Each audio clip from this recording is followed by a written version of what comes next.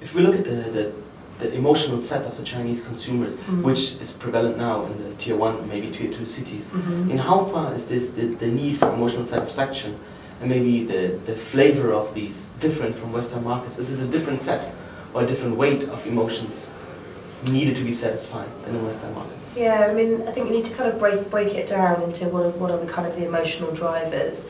And I think that, you know, in the context of today's kind of tough economic times, I mean, there's one set of very, very common characteristics, which is that people don't want to be too frivolous. They want to conserve their money and spend on the things that they only feel they get best value from. So, in some respects, people are. I mean, I sort of see a couple of things happening around that. You know, there are some brands, some retailer brands that people will revert to and trust and stay with on certain items, and then there are some sort of items which, in order to get better value, the consumer will be very, very promiscuous, as we call it, and you know, have a very, very low emotional connection. They'll just be looking for the best deal. So I think it's quite different for certain categories. So again, food, people tend to stay quite loyal, and particularly if the you know, the retailer is offering kind of good value, showing to demonstrate good value, and you know, as you say, the emotional connection is that, you know, they feel that they can kind of get all their you know, that the brand represents their lifestyle and what they're trying to achieve. On certain other categories like kind of consumer electronics, it becomes very commoditized, very much around, you know, where you can get the best deal.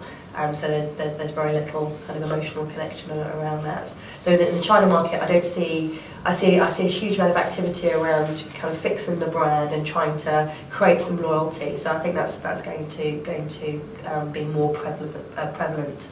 But you know, again, when I compare it to other markets, they've made that emotional connection a lot quicker.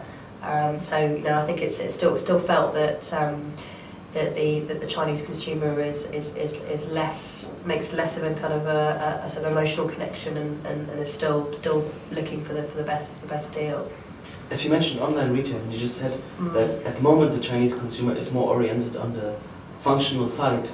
Does this give online to some degree an advantage? And how do you picture online retailing in the future in China and their importance? I think that's another really good question. I think it's got a tremendous future. I mean, I think I'll be honest. I didn't expect it to be as advanced as I've seen some of the recent data project. And my understanding was that the online business was a lot more immature than it actually is, and I'm quite astounded.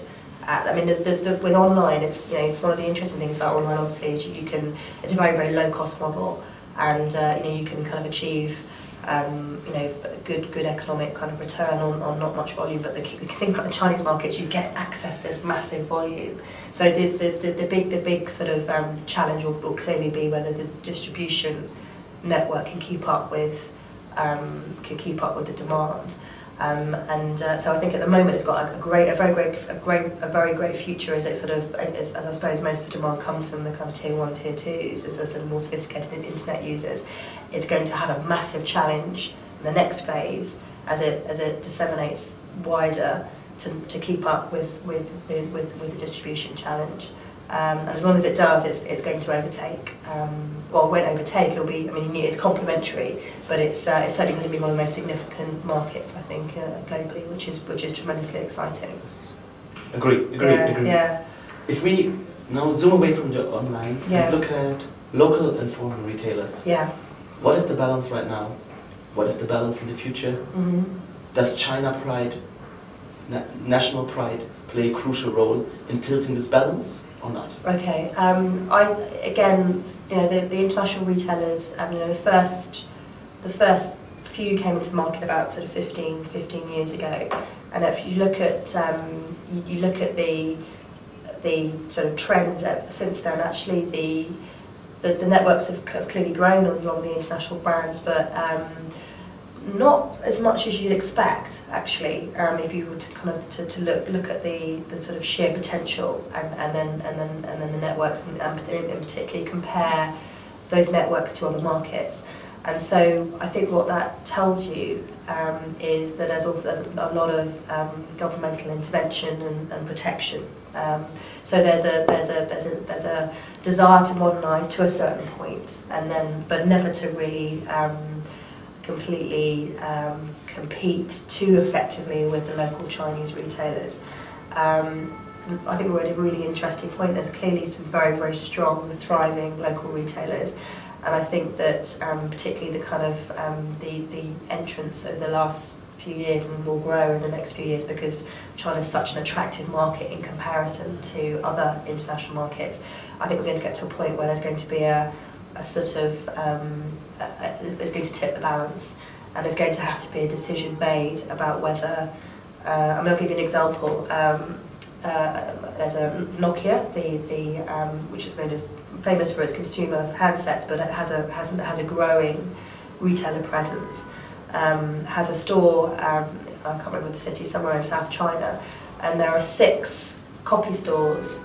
I mean, copy the merchandise and completely copy the store environment.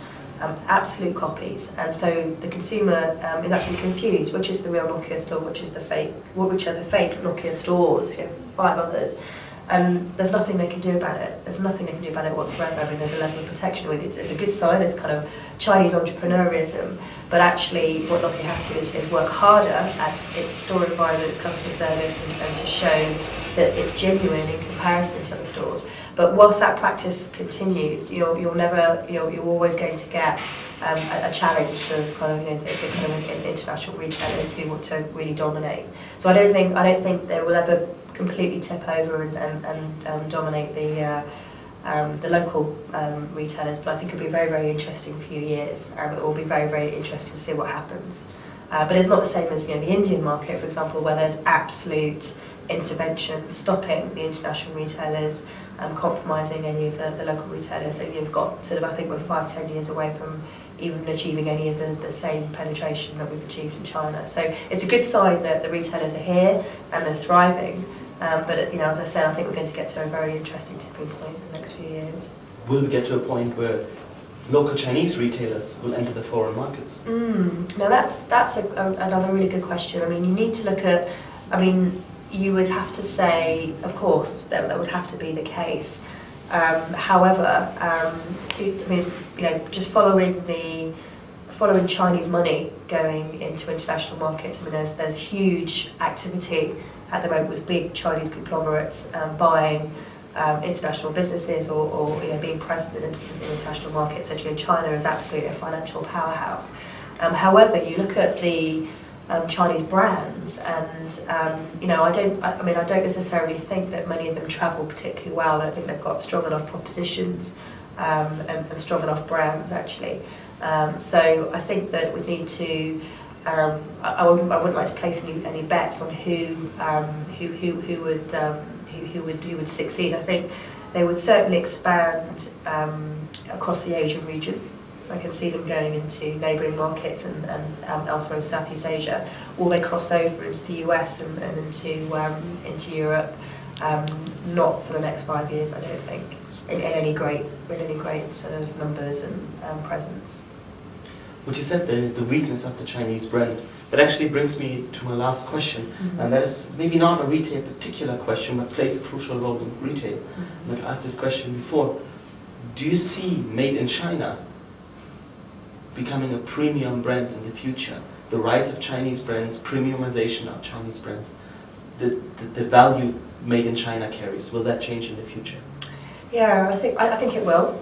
I think it will, and I think for the very same reasons that once upon a time Made in Japan was a signal for poor quality and poor standards, and now clearly Made in Japan is a signal for quality.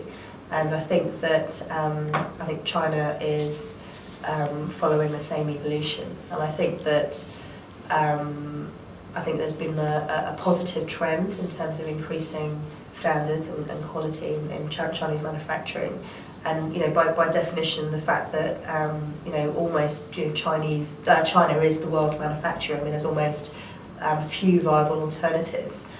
So there's almost no choice in some cases. You're going to be getting I mean, what I've seen is, you know, a big I mean, because of the long lead times from sourcing from China, there's been a surge in terms of North Africa and Central Eastern Europe sourcing into Europe. So you see Romania and you see Morocco and you see Turkey coming up, and so I think that you know, but in a grander scheme of things, actually there is no viable alternative. So I think, you know, there almost is made in China or not made at all in some cases.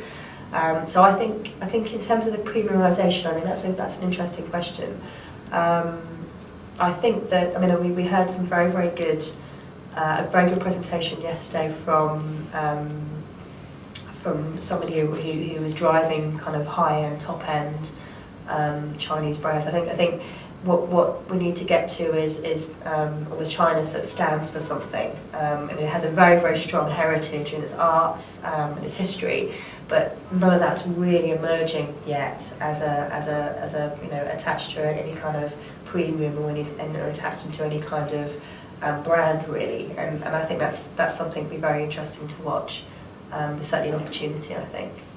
So to answer your question in two parts, I think made in China will definitely be perceived differently to today. Will it be attached to premiumisation? Possibly not, unless there would be another factor to be laid into that. And I think that would be attached to a certain, you know, uniqueness around China, which is not evident at the moment. Catherine, thank you very much. Not at all. That was good fun.